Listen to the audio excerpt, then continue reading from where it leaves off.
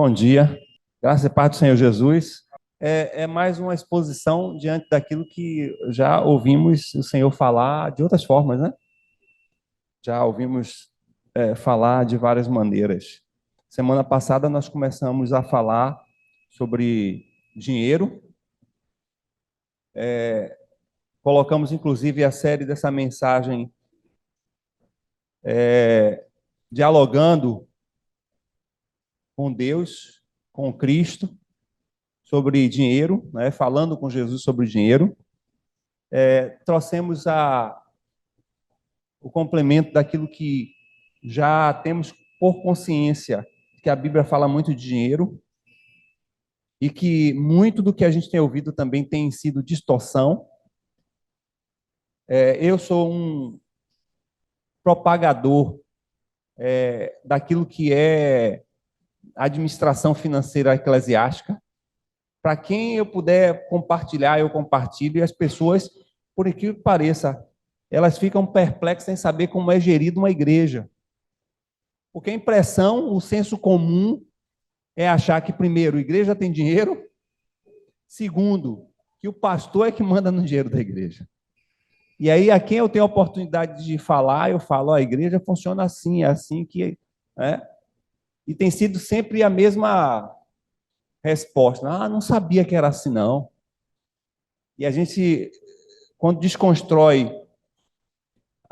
diante de conceitos que as pessoas têm, a gente precisa saber quais eram os conceitos que elas tinham, né, pastor? E você achava que era como? Achava que era assim, assim, aí as pessoas acabam falando, né? Mas a Bíblia fala muito de dinheiro. E a semana passada nós falamos sobre um Jesus que vai ao templo e não observa como é que os sacerdotes trabalham, não observam como os levitas exerciam seus ministérios, mas ele vai e observa como as pessoas ofertam, nos dando a entender de que Jesus está muito preocupado como a gente administra o dinheiro. Eduardo, ele fala sobre o seu dinheiro, é um livro, e ele fala que Deus se importa não apenas com como a gente gasta, mas também Deus se importa de como a gente adquire. Porque em nossos dias, vale toda forma de adquirir recursos, principalmente fruto de corrupção. E a gente não precisa simplesmente olhar para a corrupção olhando para os políticos, não. A gente precisa olhar para nós mesmos e nos atentar para também nós não nos sermos pegos como corruptos, em miniatura, mas também exercendo a corrupção da forma em que a gente adquire e da forma em que a gente gasta os recursos. Hoje, então, a gente vai partir para a segunda mensagem. Eu não vou demorar, porque quem atrasou hoje foi eu, né? Fazendo um estudo mais longo, mas como a gente tem pouca oportunidade de estudar a Bíblia, quando temos, eu não gosto que ninguém fique com dúvidas. Eu prefiro que a gente discuta, até porque as dúvidas, existem hoje muitas vozes que respondem às dúvidas das pessoas de forma distorcida, diluída, adulterada a palavra de Deus. E para desconstruir é pior do que para construir. A gente sabe disso, né? Vai fazer a reforma da casa é pior do que construir. Gasta mais, se cansa mais barulho, mais sujeira do que simplesmente construir. E quando você ver que alguém teve um conhecimento errado sobre uma área específica como a área financeira, irmãos, a desconstrução é um negócio terrível. E, infelizmente, nós estamos vendo uma cultura evangélica no Brasil muito distorcida sobre o dinheiro. O pior é que as pessoas estão aprendendo de forma distorcida a lidar com o dinheiro. Isso por quê? Porque a gente prevalece em nosso país uma teologia materialista, uma teologia terrena e humana e secularizada chamada teologia da prosperidade. Essa teologia quer alincar o homem do zero ao grande empresariado como fosse um toque de marcha. O pastor Oswaldino tem empresa e sabe como é uma luta para manter a empresa dele ativa. Mas essa teologia, ela diz que não. Não sei se você já ouviu esses testemunhos. É impactante, irmãos. Quando a gente ouve, a gente tem uma reação. A reação em ouvir determinados testemunhos é dizer, essa fé que esse povo tem parece que não é a mesma que a minha. Porque do nada, de empregado, eu me tornei um empresário de ponta. Da noite para o dia, os irmãos estão com essa fé? Eu acho que eu não tenho, não. Eu estou incrédulo. Hoje nós queremos voltar a falar um pouco do que importa em relação a dinheiro. A semana passada a gente viu aquela viúva pobre que ofertou. Alguém sabe quanto ela ofertou? 2 moedas. 2 moedas. Bem significante. Seriam os centavos nossos. Né? Mas Jesus trouxe à memória aquela mulher viúva no estado de miséria, no estado de pobreza, viúva, mulher, abandonada, dá tudo, que aprendemos a semana passada que o Senhor pouco importa com o que você dá. O Senhor quer se importar de como você dá. E ele avaliou, inclusive, ricos que deram da sua riqueza e ela que deu da pobreza dela. Mas o que importou para o Senhor Jesus foi dentro, o coração. Hoje nós vamos pegar o exemplo de um outro homem, de outro episódio, uma relação direta de novo com Jesus e o dinheiro, lá em Marcos capítulo 10. Eu vou ler para a gente ganhar tempo, a partir do versículo 17. Vocês conhecem aquele jovem rico que vai até Jesus com aparente intenção positiva de saber como pode ter a vida eterna. Mas ele se embaraça com seus próprios conceitos. E a gente vai olhar, nós já olhamos bastante para esse texto, já preguei aqui, eu acho que esse ano já sobre esse texto, mas hoje já 2 vezes, né? É a terceira, né? E a gente vai começar a olhar outras coisas que a gente não viu ainda. E Marcos capítulo 10, a partir do versículo 17, diz assim: E pondo-se a caminho, correu para ele um homem, o qual se ajoelhou diante dele e lhe perguntou: Bom mestre, que farei para herdar a vida eterna? E Jesus lhe disse: Por que me chamas bom? Ninguém há bom senão um, que é Deus. Tu sabes os mandamentos: não adulterarás, não matarás, não furtarás, não dirás falsos testemunhos, não defraudarás alguém, honra teu pai e a tua mãe. Ele, porém, respondendo, lhe disse: Mestre, tudo isso guardei desde a minha mocidade. E Jesus, olhando para ele, o amou e lhe disse: Falta-te uma coisa. Vai e vende tudo quanto tens e dá-os aos pobres, e terás um tesouro no céu. E vem e segue-me. Mas ele, contrariado com essa palavra, retirou-se triste, porque possuía muitas propriedades. Então Jesus, olhando ao redor, disse aos seus discípulos: Quão dificilmente entrarão no reino de Deus os que têm riquezas. E os discípulos se admiravam dessas suas palavras. Mas Jesus, tornando a falar, disse-lhes: Filhos, quão difícil é para os que confiam nas riquezas entrar no reino de Deus. É mais fácil passar um camelo pelo fundo de uma agulha do que entrar um rico no reino de Deus. E eles se admiravam ainda mais, dizendo entre si: Quem poderá, pois, salvar-se? Jesus, porém, olhando para eles, disse: Para os homens é impossível, mas não para Deus, porque para Deus todas as coisas são possíveis. Obrigado, Senhor, por essa palavra. Em nome de Jesus. Do sermão do capítulo 5 ao capítulo 7, chamado Sermão da Montanha, ou Sermão do Monte, Basicamente, 20% daquele sermão, Jesus fala sobre dinheiro. Quase que 20%. Jesus fala, ele especificamente, mais de 80 vezes sobre dinheiro. E aí a gente vai encontrar uma série de narrativas que são bem registradas com relação à quantidade de versículos, à quantidade de texto, o que a Bíblia fala sobre o dinheiro, tanta preocupação. Na realidade, é para que, primeiro, a gente tenha uma expectativa do lidar com o dinheiro, não na ótica humana, não na perspectiva humana, mas na perspectiva de Deus.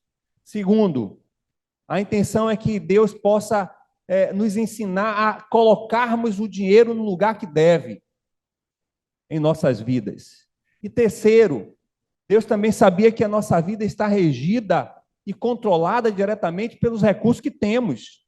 Seja em qualquer sociedade, em qualquer geração, há sempre o recurso monetário, há sempre a relação financeira, e ele vai nos ensinar como isso deve ser bem gerido em nossas vidas. Eu diria que algumas coisas iniciais, algumas inquietações, Jesus nos traz, e eu quero relacionar aqui rapidamente 7 delas.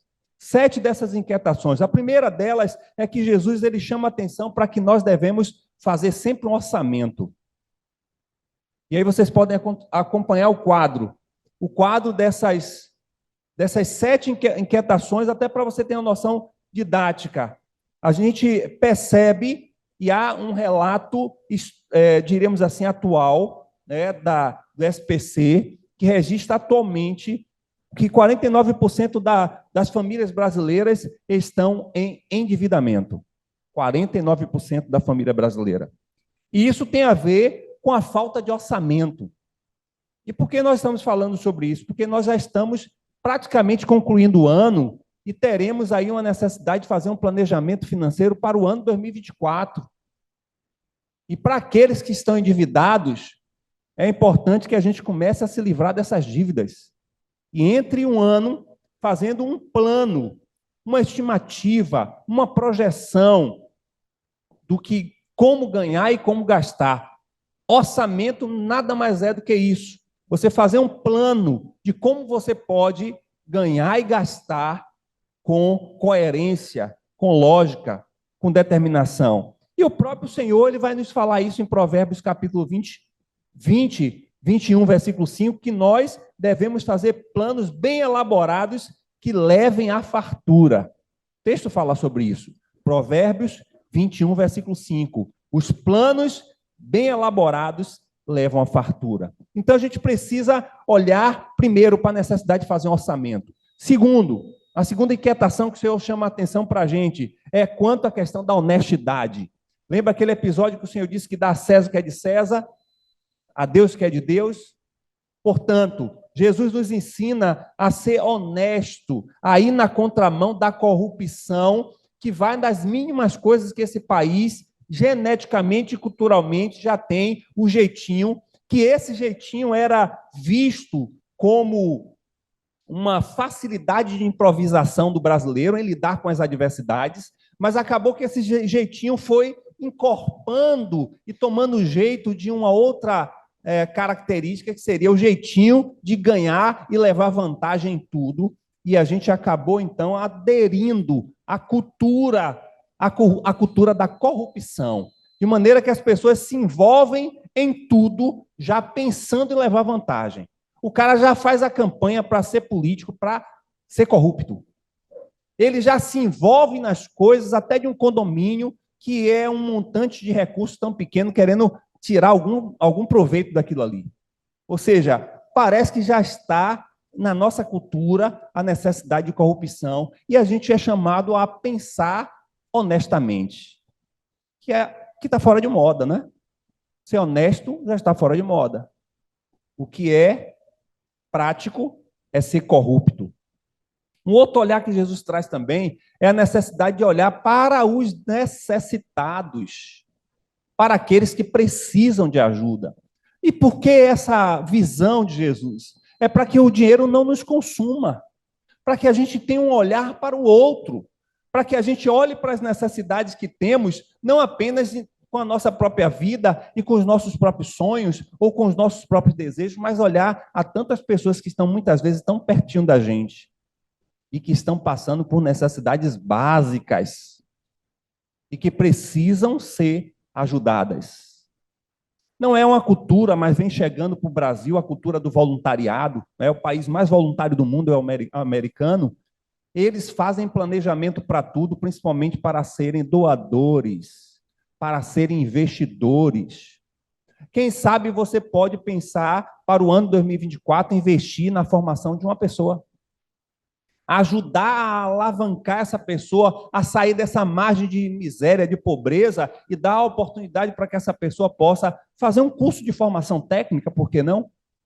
E dar uma direção, dar uma ajuda, um apoio, para que essa pessoa possa, então, abraçar essa oportunidade e sair dessa margem que nós estamos vendo terrível, de miséria e de pobreza, que nos cerca.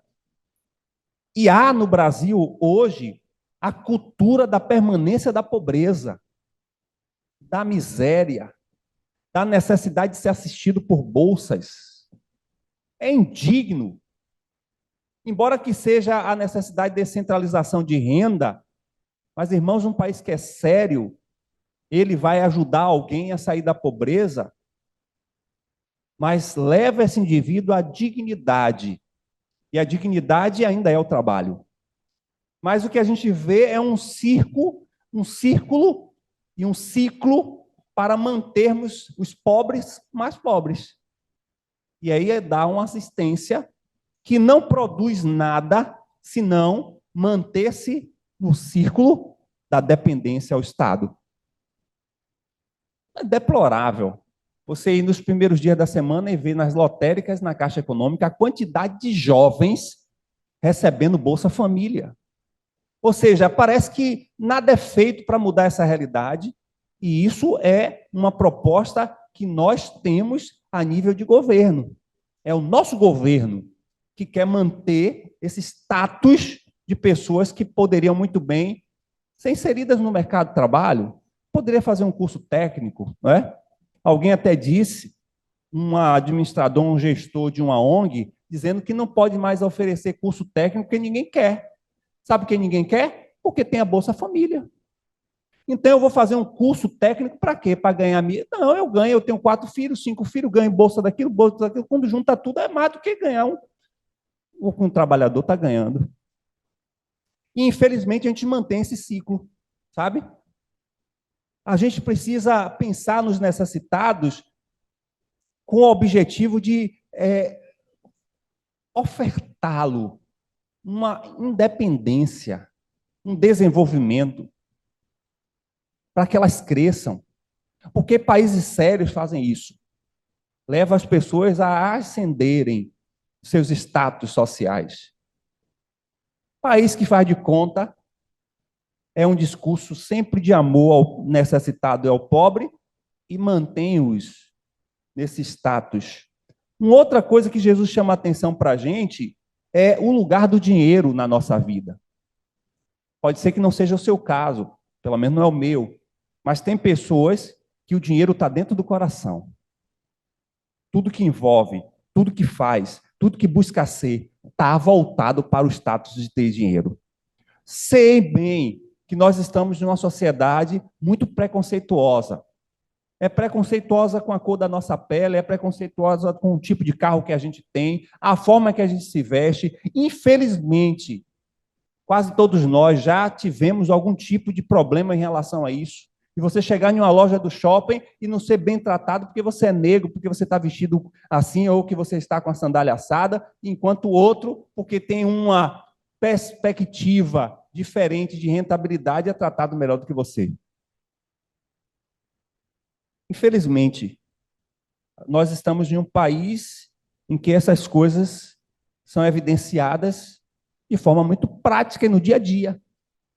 Infelizmente. Mas que a gente precisa controlar o dinheiro. Não deixar que ele nos controle. Não achar que devemos entrar nessa perspectiva de nos relacionar com as pessoas pelo status que ela tem. pela condição que ela se apresenta. E, infelizmente, eu estou falando de fatores que inquietavam a Jesus e que muitas vezes são evidenciados no meio da igreja. No meio da igreja. Também Jesus chama a atenção para que a gente possa colocar não apenas o nosso coração, mas também a nossa confiança. A nossa confiança não pode estar nem na nossa reserva bancária. Que sei que alguns dos meus irmãos aqui têm uma boa reserva bancária. Tem uma poupança recheada. E não há nenhum problema nisso. O Senhor Jesus disse para José que era para ele guardar durante 7 anos, porque haveria um tempo também de escassez. Se nós soubéssemos bem, todos nós teríamos uma reserva, porque a reserva é para ser usada em momentos emergenciais de escassez. Então a gente precisa ter esse plano, a gente precisa pensar em economizar, né? Separar um pouquinho ali o recurso, porque naquele dia mal, naquele medicamento que sai do orçamento, aquela doença que chega de uma hora para outra, que nenhum medicamento é barato, que você precisa comprar, você não bote no cartão e fique endividado, mas que você tenha uma reserva para que você possa pagar. O Senhor também, ele aponta para a gente a necessidade de olhar as questões financeiras sem ansiedade. Nós estamos vivendo a era da ansiedade e estamos ansiosos por tudo. E essa geração que estamos vivendo, de nossos filhos e alguns netos, é uma geração ansiosa porque não tem perspectiva nenhuma de profissão, de qualificação, de rentabilidade, porque nós não temos essas bases. Então, vivem ansiosos. E Jesus vai falar extremamente sobre ansiedade, porque a ansiedade é uma ação e é um comportamento que anula a perspectiva de confiança e fé. E ele vai levar a gente para um extremo. E se alguém gosta de extremar para mexer e abalar com a gente, é Jesus. Ele vai dizer assim, olha, vocês ficam ansiosos demais, mas olhe os pássaros. Eles não plantam, não colhem nada, mas todo dia tem o que comer. Você pense. Ele vai bem para o extremo, para chamar atenção mesmo para a gente, dizendo o seguinte, não adianta você ficar ansioso com o que você vai fazer amanhã. Viva hoje. Viva hoje.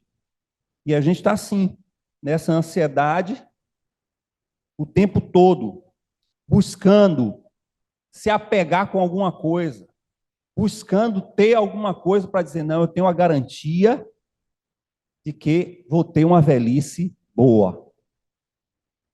Infelizmente, eu quero lhe dizer que nós estamos vivendo dias em que você não sabe nem se você vai chegar à velhice.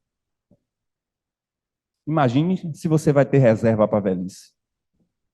Porque subitamente, quem durante essa semana já não teve alguém que teve um diagnóstico de câncer de uma hora para outra? Então, uma pessoa não pode garantir se vai viver daqui a 10 anos, a 20 anos. Mas o Senhor Jesus nos chama a atenção para essa perspectiva de vida, dizendo o que é que Tiago vai nos falar, nos ensinar?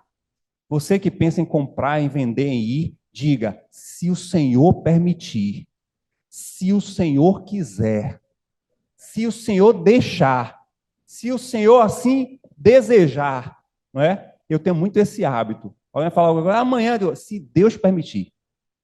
Se Deus permitir. Por quê? Porque nós não podemos nem mensurar se vamos viver até amanhã. Quantas pessoas você sabe, e a gente tem casos aqui, de pessoas que de uma hora para outra tiveram quase um infarto. Quantas pessoas você conhece nesses últimos dias que tiveram infarto fulminante? Muitas pessoas, eu posso mensurar algumas que eu já conheço, que de uma hora para outra infartou. Então você não tem nenhuma perspectiva se você vai viver até a noite. Imagine daqui a 20 anos. Isso não quer dizer que você também não planeje. Mas também o dinheiro, na perspectiva de Jesus, ele vai trazer o dinheiro como um teste. Ele vai testar a gente. Ele vai observar o nível da nossa dependência a ele, da nossa honestidade, de como vamos lidar com o dinheiro. A parábola dos talentos nada mais do que isso. E dá dentro da proporcionalidade cada um recurso. E ver o que cada um pode fazer com esse recurso, porque uma coisa também que nós temos, que a gente precisa melhorar, é o cuidado em manter aquilo que Deus nos dá. A gente precisa ter cuidado em relação a isso. Ah, não, a casa deixa de qualquer jeito. Não, mas é a casa que Deus te deu, você precisa cuidar. É limpar, é pintar, é zelar. Ah, o carro é velhinho, mas esse é o carro que Deus te deu. Cuide. Cuide desse carro. Por quê? Porque foi um presente de Deus para você. E a gente precisa ver essa questão da manutenção como algo também que é uma valorização para as coisas de Deus. A partir do momento que a gente deixa de qualquer forma, é dessa forma também que a gente está falando para Deus que a gente entende aquilo que Ele nos dá. Mas eu quero ser mais objetivo e em 10 minutos eu vou concluir, olhando para esse jovem agora. Eu apenas dei uma visão geral da inquietação de Cristo. Mas olhando agora para esse jovem, a gente vai observar no versículo 22, que o jovem, esse jovem rico, ele tinha uma disposição a fazer mudança de forma aparente. Era aparente. Ele se contrariou com as palavras que Jesus deu e retirou-se triste porque ele possuía muitas coisas. Aparentemente, ele chega para Jesus dizendo que ele é a pessoa que faz isso, ele é a pessoa que faz aquilo, ele é a pessoa que guarda a lei, ele tem um bom coração, e que ele, o que é que ele faz para ter a vida eterna? Parece que ele precisava que Jesus olhasse para ele e dissesse assim: você é o cara. Você é o cara. Não precisa mais nada. Você já está perfeito. Aparentemente, ele chega para Jesus com a intenção de querer, de fato, a vida eterna. Observe a conexão que Jesus faz entre vida eterna e bem material. Você quer a vida eterna? Ótimo. Dá tudo que você tem. Dá tudo que você tem. Ele aí avalia. O autor, Marcos, vai dizer que ele olhou para si mesmo e disse assim: poxa, eu quero a vida eterna, mas eu tenho dinheiro. Parece que nós estamos vivendo esse conflito entre terra e céu. Nós estamos sendo consumidos para construir uma vida como se aqui fosse permanente. É assim que tem nos ensinado. É assim que a sociedade está apresentando. Quanto mais temos, quanto mais buscamos, nos consumimos diariamente com 14, 15, 16 horas de trabalho, porque a gente quer ter uma condição melhor, e a gente esquece que nós estamos aqui passageiros. E é por isso que eu digo que ele tinha uma mudança aparente, porque ele queria a vida eterna, mas ele não queria deixar os bens dele. Parece que a gente está vivendo nessa conexão. As pessoas querem Deus, mas também não querem deixar de abrir mão das suas próprias coisas. As pessoas querem viver a vida com Deus, mas tem que ser na sua ótica, na sua particularidade. Irmãos, Deus tem que fazer parte da minha agenda. Eu não estou na agenda de Deus. Ele tem que estar na minha. E aí vem aquela ideia de um Deus que é Papai Noel, que sempre quando eu preciso, ele me dá. Sempre quando eu necessito, ele me socorre. E ele não tem coração?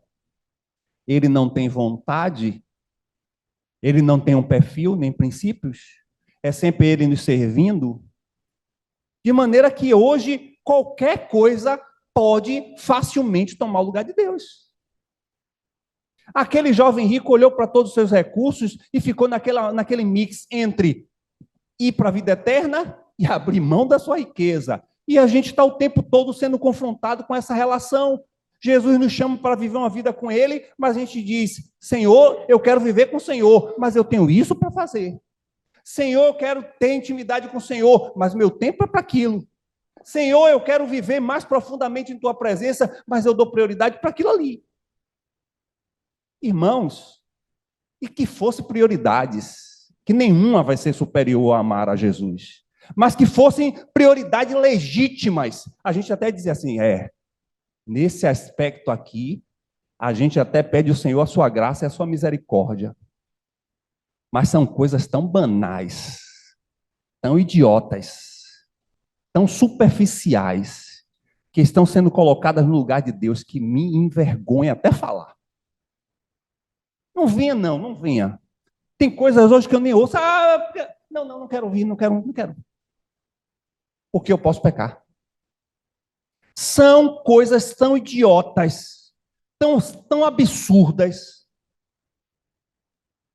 que as pessoas simplesmente colocam essas coisas no lugar de Deus.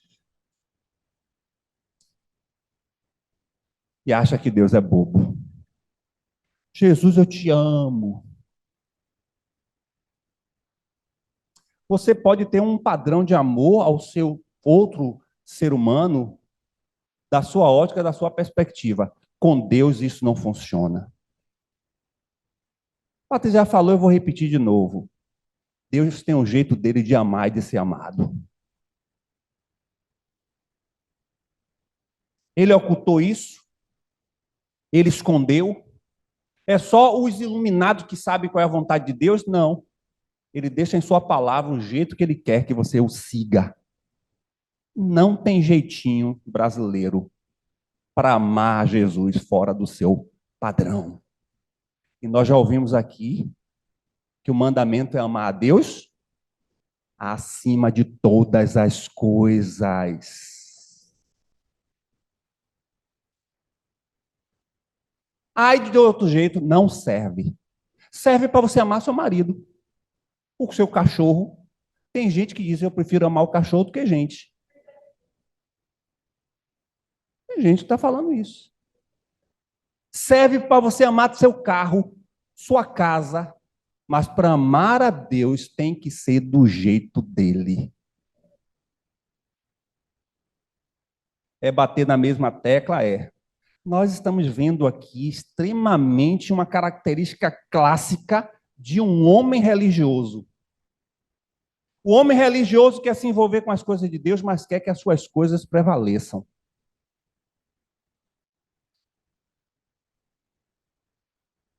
Não sei se nós somos capazes, com essa sociedade, com essa cultura evangélica que nós estamos vendo, que é muito embebecida pela teologia da prosperidade, que te ensina a você não passar por nenhuma amargura,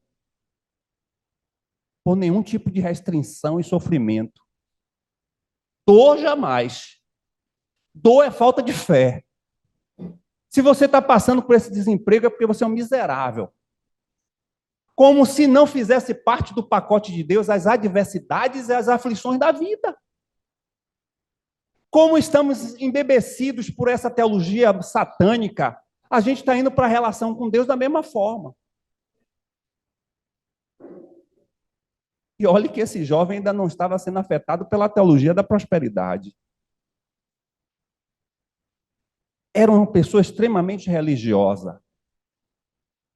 Quantos mandamentos foram citados? Ele diz que todos ele praticava desde a infância. O Senhor disse uma coisa só. É fantástico esse Jesus.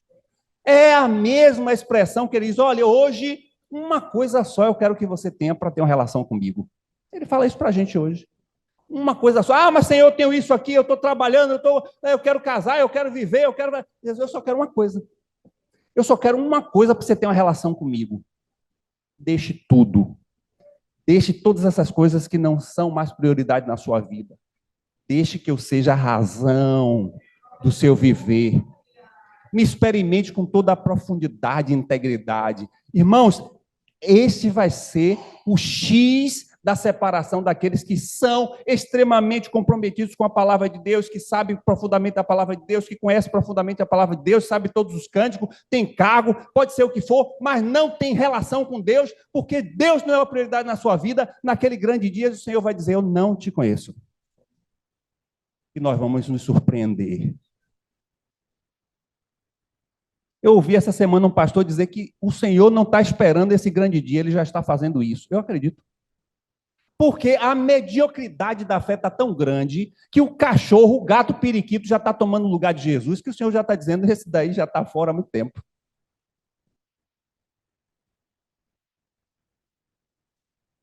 Como é que ele quer? Meu filho, você é maravilhoso religioso. Você é uma pessoa extremamente comprometida com meus mandamentos. Mas eu só te peço uma coisa. dá todo o dinheiro e vem e me segue. Essa pergunta vai ressoar em nossas vidas todos os dias, quando nós pensarmos em fazer alguma coisa diante de Deus. Somos capazes de deixar tudo mesmo? Em outro momento, o Senhor Jesus já havia falado de forma mais radical ainda. Ele vai dizer: se você quer ser meu discípulo, você precisa ser capaz de deixar pai e mãe. Não tem coisa mais profunda de relacionamento humano do que pais e filhos. Somado aos cônjuges. É este lugar, são essas pessoas que têm o maior significado nas nossas vidas, que Jesus chama para que a gente abra mão em amor a Ele. Nós não somos capazes. Desse modelo de vida cristã que nós estamos vivendo, nós não somos capazes para deixar nem um periquito, nem um papagaio, nem um carro que a gente tem uma rotina de lavar todos os dias, mas não tem uma rotina de orar. Tem crente que lava o carro todo dia. Eu conheço meia dúzia. Que o carro está impecável. Todo dia desce, limpa. Meu Deus. Eu queria esse mesmo nível de compromisso com Cristo. Aí passou ali no buraco, aí limpa o pneu todo, passa silicone. Cuida mais do carro do que da própria vida. Se nós estamos em uma sociedade que estamos abrindo mão por qualquer coisa de Deus, nós seremos capazes, no dia mau, de abrir mão de pai, de mulher, de filho, por Cristo? Não, não. Essa sociedade evangélica que nós estamos vivendo não está preparada para muito menos do que isso. Uma dor, uma perda, que já questiona, já é afetado, já é completamente desnorteado por uma simples intempérie da vida. Já fica já chateado com Deus, já fica já magoado, já deixa logo de congregar, porque não é mais importante. Nós seremos maduros para o extremo que virá? Não. Não seremos. Mas já falei e repito, que com Jesus não há diluição, com Jesus não há diminuição, nem flexibilidade aos seus padrões. Eu acho que eu seria Jesus dizer: meu jovem, fica triste não, rapaz. Não volte não. Dê as costas para mim não. Venha, eu tenho uma coisa maravilhosa para te dar. Além dessa terra, ainda te darei a vida eterna. E se ele percorresse mais um pouquinho, rapaz, pense bem na sua vida, que decisão você está tomando. Eu ainda posso diluir, eu ainda posso ainda diminuir ou flexibilizar os padrões que eu acho que são os padrões certos, mas Jesus disse que simplesmente aquele jovem deixou, e Jesus, o texto vai dizer, por Marcos, por Lucas ou Mateus, que Jesus ficou: ei, jovem, você está abrindo mão de mim, rapaz? Que é isso? Eu sou o senhor do dinheiro. Tudo que você tem é meu. Rapaz, reveja a sua vida. Os evangelistas registram isso? Os evangelistas nem sequer citam qual é o comportamento de Jesus ao ver aquele jovem embora. Sabe por quê? Porque Jesus, ele não dilui, ele não diminui, nem flexibiliza o seu padrão para agradar quem quer que seja. Ele diz em sua palavra que o desejo dele é não perder nenhum, mas é dentro do seu padrão. Jovem triste, mexeu com o senhor da sua vida. O senhor da vida daquele jovem era o que ele tinha. Ele dava mais valor ao que ele tinha do que a perspectiva de vida eterna, porque a vida eterna não é bens materiais. A vida eterna não é status social. A vida eterna não é morar bem, nem ter um bom emprego. A vida eterna é algo imensurável no mundo espiritual, que vivemos na expectativa e na esperança de que viveremos. Então, como não é algo palpável, como não é algo seguro, então as pessoas estão abrindo mão. Mas em momento nenhum, o texto diz que aquele jovem se retirou da presença do Senhor, e o texto não vai dizer que Jesus fica chamando aquele jovem, adulando. Não, não. Ele não vai diluir o padrão. Se ele diz que temos que amá-lo com todo o nosso coração, com todo o nosso ser, ele não vai diluir para te agradar. Não é do seu jeito. Não é a forma que você acha que você deve amar. Não é a forma que você acha que você deve expressar o seu amor por ele. É o jeito dele. E qual é o jeito dele? É o perfeito. Ah, então a gente pode alcançar? Não, a gente não pode alcançar, não. Mas a gente pode perseguir.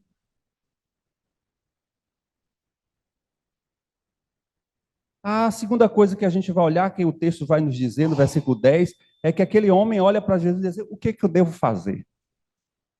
O que é que eu devo fazer? Você sabia que um dos grandes problemas da religião mundial é que a religião mundial coloca sempre alguma coisa que o homem precisa fazer para ser salvo? A gente pode aqui fazer uma aula de ciência das religiões e perceber que do budismo ao espiritismo, todas essas religiões vai sempre apresentar alguma coisa que o homem precisa fazer. O cristianismo é o único que difere. O cristianismo diz: olha, nada do que você faça, nada do que você é, te dá a certificação de que você pode ser salvo. E Paulo vai falar isso no capítulo 2 de Efésios, dizendo que não é por obras. Não é por obras. Não é pelo que você tem, não é pelo que você é, que você vai ser salvo, mas é estritamente ligado à graça de Deus. E as pessoas ainda acham, e vêm para a fé cristã como esse jovem, achando que alguma coisa que eu faça vai convencer a Deus, ou vai mostrar para Deus que eu tenho todo o direito de ser salvo. É por isso que a gente percorre uma sociedade evangélica mostrando para o outro o que queremos ser. As pessoas sempre buscam. E uma das coisas que as pessoas mais buscam é ter o microfone, para ter visibilidade, para ser ovacionado, para ser visto. Porque no fundo, nós não entendemos ainda o evangelho e achamos que o evangelho precisa ter uma conotação humana. E a conotação humana que queremos dar ao evangelho é achar que nós temos direito a alguma coisa, que nós somos importantes e por mais que a gente faça alguma coisa, nós somos reconhecidos diante de Deus. É mais um daqueles extremismos que Jesus traz. Jesus vai dizer para a gente que se você quer ser grande, seja pequeno. Se você quer ser visto, e principalmente no que diz respeito à oferta, ele diz que você esconda a mão que ofertou. Parece que a gente está andando, lendo a Bíblia, na perspectiva da sociedade, que vai, e vez ou outra a gente quer fazer alguma coisa na igreja e quer ser reconhecido. Você não sabe o número de pessoas que ficam chateadas porque não bate no ombro e não recebe. Poxa, irmão, parabéns. Isso é um problema. É um problema sério. Ele perdeu a oportunidade da sua vida, porque ele olhou para ele. O que eu devo fazer? Ele não olhou para Jesus, porque Jesus já fez. Perdeu a oportunidade, se retirou entristecido. Ele voltou a colocar em prática a fé que processava e professava. Porque a fé é a total dependência a Deus. E ele externou a dependência aos seus recursos. E ainda foi agravado pela intenção de ele olhar para Jesus e ver Jesus como uma pessoa boa. Na visão judaica, nem um sacerdote, nem o escriba, nem as pessoas que administravam a fé cristã poderiam denominar alguém como bom, porque na visão judaica, bom só era Deus. E como aquele jovem viu em Jesus uma pessoa boa, ele estava vendo ali Deus. Então, quando ele se retira, ele está se retirando da presença de Deus. A desvalorização e o desrespeito foi maior. É verdade, aquele jovem perdeu a oportunidade, mas você também perde. Todas as vezes que você sabe quem é Jesus na sua vida, mas você quer viver do seu jeito. Aquele jovem faltou colocar a espiritualidade na frente da materialidade. Irmãos, nós estamos vivendo o século do materialismo e do secularismo. Eu estou falando dentro da igreja. Quer ver uma prova disso, e eu já estou finalizando? É que as pessoas querem vir para a igreja para ser servida. Onde é que está isso na Bíblia? Então, elas buscam uma igreja que ofereça bons serviços. Eu me refiro a toda a infraestrutura. Eu aprendi desde o início que a gente precisa carregar bloco. Eu aprendi desde o início que a gente precisa limpar cadeiras. Eu aprendi desde o início, e isso sem ninguém reconhecer nada. Ser um privilégio. Não é uma obrigação, não, é um privilégio. Eu vou naquela casa de oração na Liberdade e vejo no cantinho a minha insígnia lá, ó, e de mais 3 que bateu o concreto para fazer aquela escadaria, está lá meu nome, Neto, meu pai, mais 2 pessoas, está lá escrito, eu chego ali com um rapaz, criança, eu bati concreto nisso aqui. Está lá. Não que isso me dê algum mérito, mas eu faço parte daquela história, sabe por quê? Porque eu me impliquei, eu me doei, eu me entreguei. O reino de Deus é isso. Mas nós estamos vivendo um mundo tão materialista, tão de ser servido, que a gente vem para a igreja assim, eu quero ser servido de um bom som, um bom louvor, uma boa estrutura, bom estacionamento, boa acústica, um bom até o bom lugar a gente quer, para mostrar até para os outros, não, a minha igreja é tal lugar. É mesmo, para aquele lugar chique é. Porque nós invertemos os valores do reino de Deus, nós queremos em um ambiente que a gente possa ser servido, e o Senhor disse que quem quer ser servido, sirva primeiro. Não se tem mais ninguém que queira construir, que queira se doar, se entregar, se doar para a obra do Senhor. Por quê? Porque já quer encontrar tudo pronto. Por que isso? Porque estamos afetados numa sociedade materialista.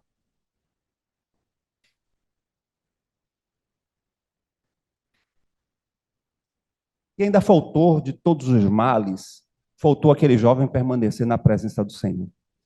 Ele foi confrontado com a verdade, ele foi confrontado com a perspectiva de vida espiritual e se retirou, perdeu uma excelente oportunidade. Pode ser que na presença do Senhor ele fosse desconstruído a perspectiva de viver a vida material. Pode ser que ele permanecesse na presença do Senhor, a sua ótica de vida, o seu sentido de viver já não fosse mais o dinheiro, fosse Cristo. Mas ele se retirou, abriu mão. E para finalizar, o texto diz que ele disse para aquele jovem: vá, dê tudo. Dê tudo. Jesus estava falando do jovem ou dele? Que coisa maravilhosa. Uma das coisas que eu admiro a pessoa de Jesus é que ele ensinava poderosamente bem com a vida. Ele, além de ensinar com palavras, ele dizia: olhe para mim, eu faço assim. Ele disse: vá, jovem, dê tudo o que você tem. Irmãos, mensure no mundo espiritual o que Jesus tinha. O que é que Jesus tinha? Mensure no mundo físico o que Jesus tinha. O autor aos Hebreus vai falar ricamente dessa grandeza do Senhor na sua preexistência, enquanto não era ainda encarnado. O que é que ele tinha? Ele tinha tudo que a glória do Pai tinha. Ele tinha tudo no mundo físico e no mundo material. E Paulo vai falar aos Filipenses dizendo que ele se esvaziou. Jesus só pede para você fazer algo que ele já fez primeiro. Se ele disse para você e está dizendo para mim que só serve para segui-lo amando de todo o coração, é porque ele nos amou primeiro. Ele pede para que a gente abra mão de todas as coisas, porque ele abriu primeiro.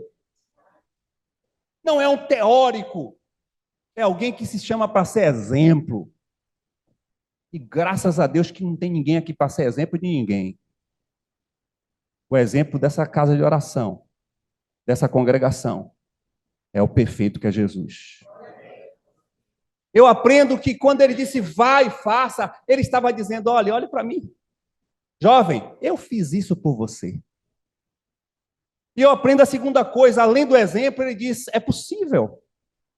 É possível você abrir mão quando você me amar de todo o coração. Eu estava ali enquanto o Oswaldino estava cantando, sentindo umas cólicas. Ele disse, poxa, não estou bem. Estou sentindo algumas coisas. Mas isso vai me impedir? Não é imprudente da minha parte.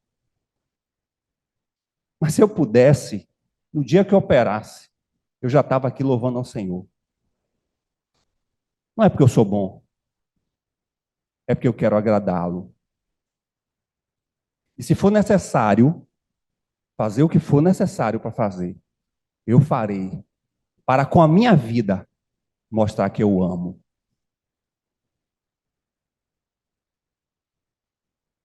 Eu acho que a gente pensa até que está falando de dinheiro, né? Parece que a gente veio falar sobre dinheiro, mas a gente está falando de coisa muito mais profunda. A gente está falando de sentido, de razão de viver.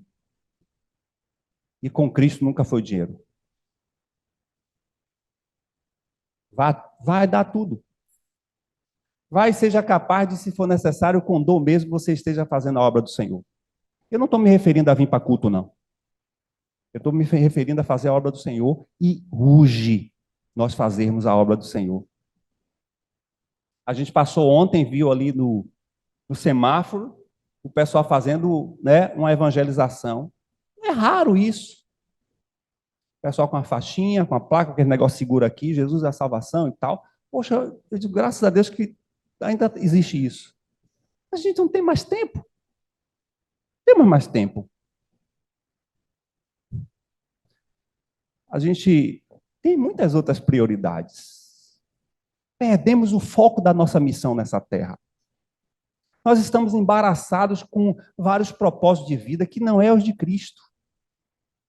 Estamos tão materialistas quanto esse jovem. Tudo para a gente faz sentido e é importante, é valorizado e tem sentido de vida, menos as coisas de Deus.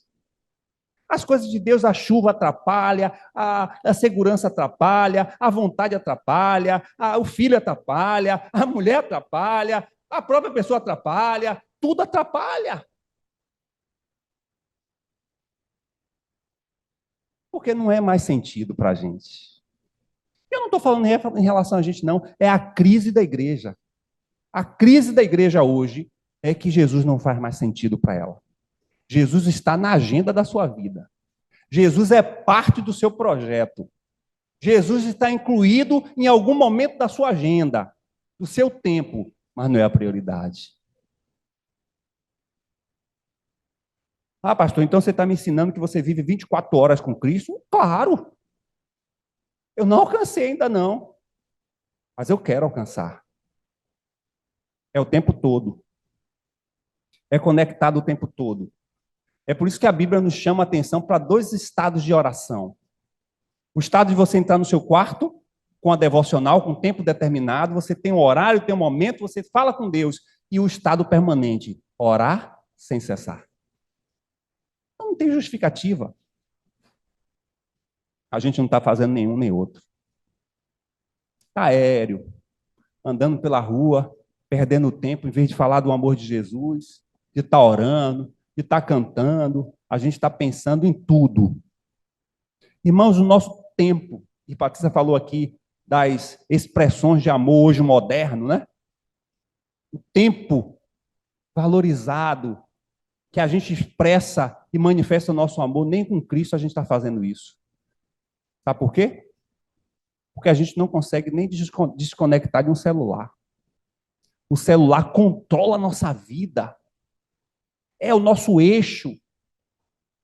Desequilibra algumas pessoas. Já virou doença psicológica. As pessoas não estão se atentando para isso. Perdeu o senso da racionalidade. O celular controla a vida. Jesus já está de fora há muito tempo.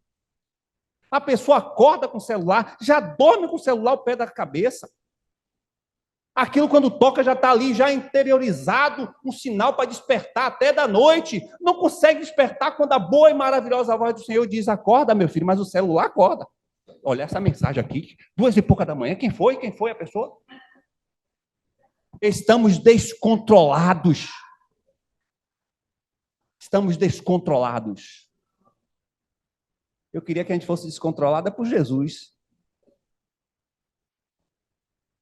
Tudo hoje toma o lugar do nosso Senhor. Marcos diz que aquele jovem saiu triste. E Jesus como ficou? Como Jesus ficou?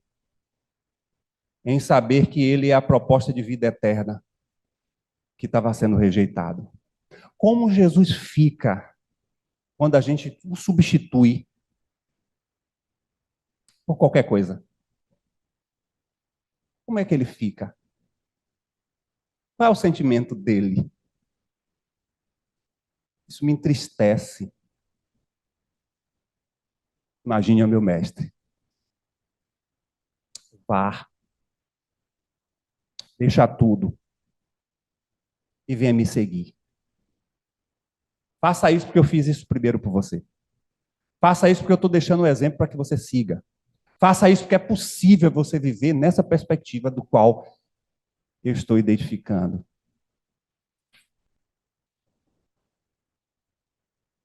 Vamos olhar as coisas de Deus com outro olhar, irmãos. Vamos servir o reino de Deus com outra perspectiva. Não vamos deixar qualquer coisa assumir o lugar de Cristo, não.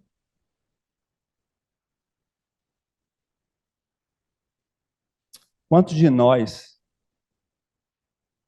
pulava o carnaval com chuva, sem chuva, com calor, sem calor? Aquilo era sentido de vida. Quando a gente vem para Jesus, um chuvisco que dá, não. Não vou participar, não. Não vou para o culto, não. Como é que fica o coração de Jesus?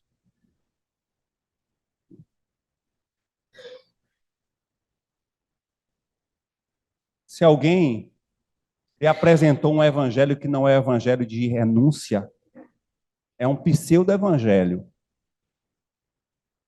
Essa manhã, você está tendo a oportunidade, como eu, para ouvir o evangelho que o Senhor disse para você é o seguinte: nada do que você tem, seu status, sua condição, influencia em nada para você ter a salvação e a vida eterna. A Bíblia diz que Jesus é o caminho único. Ele é a porta de acesso.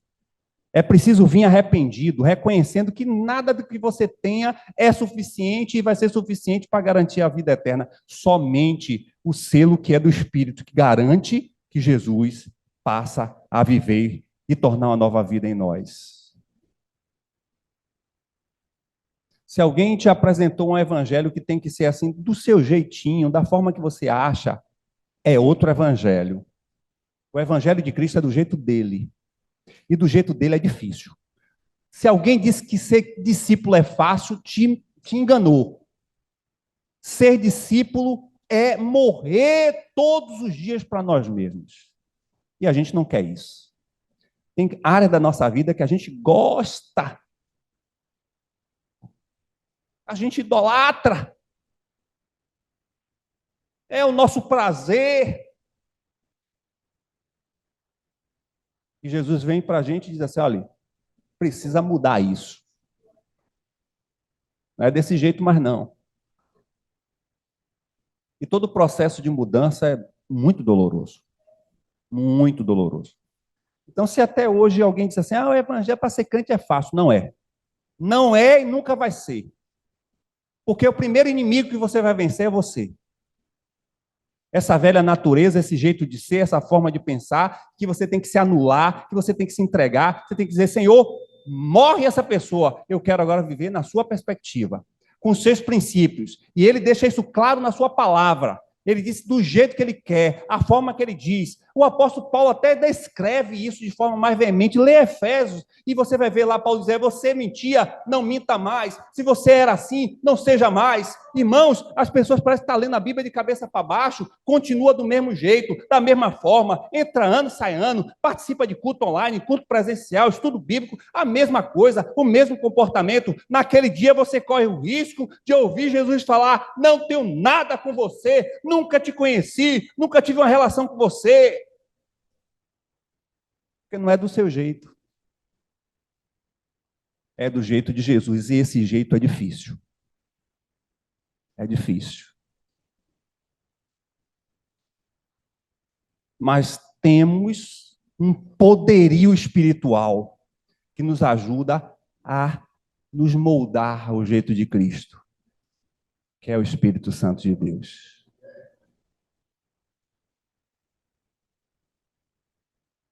Teve uma vez que eu perguntei à manhã, por que não está usando aqueles argolões que a manhã gostava de...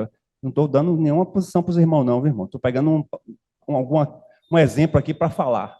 Mas não que eu esteja... Isso não é teologia minha, de roupa, de nada disso. Cada um olhe para o Senhor e diga, Senhor, eu estou digno?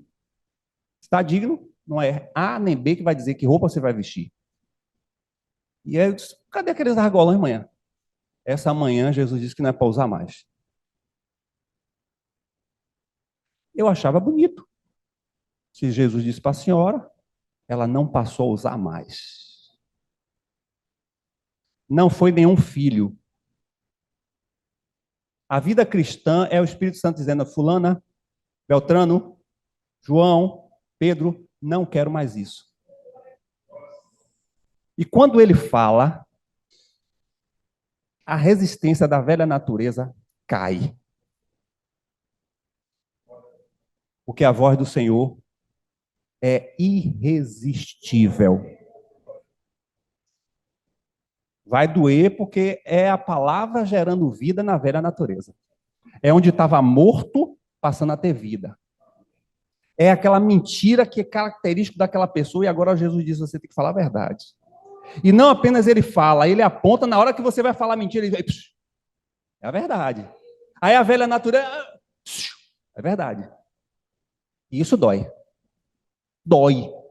Mudança dói. Mas Jesus nos chama para uma novidade de vida. Ele diz que nós não devemos nos conformar com esse mundo, mas ele deve nos transformar. É transformação diária. Transformar como pessoa, como marido, como esposo, como trabalhador, como irmão na fé. É transformação. E não tem segmento, não. Estou falando aqui para a gente ter uma noção cognitiva. Mas nós, enquanto todo, somos transformados por Cristo. Até como você paga o transporte. Até como você vai na padaria, você tem que mudar. A forma que você lidar com as pessoas. Eu realmente quero finalizar. Quando alguém que te serve, você é grato, o tom muda. Tem a oportunidade de pegar aquela pessoa do padeiro, dizer assim, ó, poxa, rapaz, obrigado por esse pão gostoso que você fez. Que Deus te abençoe. A pessoa, no outro dia que você aparecer, fulano, tudo bem? Vai já pegar o melhor pão. Eu já tive essa oportunidade. Olha, não pega esse pão não, que é dormido. Sabe por quê? Porque gerou uma relação de empatia. Sabe por que isso? Porque o Espírito Santo em nós, ele é simpático. Porteiro lá do seu prédio. Tenha um bom dia. Abençoe. A pessoa que vende a verdura, agradeça. Obrigado. O tratamento é outro. Eu não sei se você quer vir a conhecer a Jesus. Já quero lhe dizer. O caminho é estreito. A porta é estreita. É difícil. Mas você conta com o Espírito Santo. Se você quiser, é algo que precisa acontecer primeiro no coração. É uma decisão E acontece no coração porque o Espírito Santo de Deus faz assim, ó, um rebuliço lá dentro, fica falando. Eu sei que está acontecendo isso com você. O Espírito fala falando, aquele negócio estranho que está lá dentro, né, pastor Claudinho? Só não tenha medo, é o Espírito Santo falando no seu coração que ele está te convidando para uma novidade de vida. A caminhada é de cruz, é sim, mas está nos esperando uma coroa. Se você quiser vir para Jesus, ser discípulo de Jesus, seguir os seus padrões, os seus princípios, eu quero que você venha aqui que eu quero orar por você. Não tem nada a ver comigo. Eu só vou confirmar a oração. Tem a ver com você e Deus. Eu decidi, nunca me arrependi. Porque eu tenho vivido diariamente dias melhores pela mudança que Cristo me faz.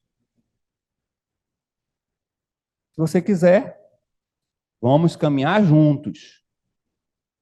Dois imperfeitos, seguindo o perfeito. E a partir daí você muda a ótica. Você passa a dizer, Senhor, agora o sentido de vida é o Senhor. Muito obrigado por essa manhã, já início de tarde, Senhor. Falar de dinheiro é muito mais falar do Senhor, que propriamente dos recursos financeiros. O que mesmo nos importa é seguir os teus valores. Obrigado por essa oportunidade de estarmos aqui juntos. Eu ouvi desde o início as coisas que o Senhor falou conosco. A oração que eu faço é que sobre nossos corações esteja cultivada uma boa terra, para que a semente possa produzir frutos. Senhor, não tem nada a ver comigo, nem o que eu falo, nem o que eu sou. Tem a ver com o que o Senhor fez, com o que o Senhor é, para cada um de nós. Consagramos essa semana para o louvor da Tua glória. Pedimos a Tua bênção, Senhor, a vida de Rita, a sua restauração na sua saúde, a vida da Tua serva Gleides. Também abençoa, Senhor Deus, essa nova perspectiva de trabalho de Ubiraci, que certamente está sobrevoando o nosso país para o seu trabalho. Abençoa, Senhor. E a nós, a todos nós, nos dá uma semana de paz, de bênção, nos livra, Senhor, de volta desse Covid.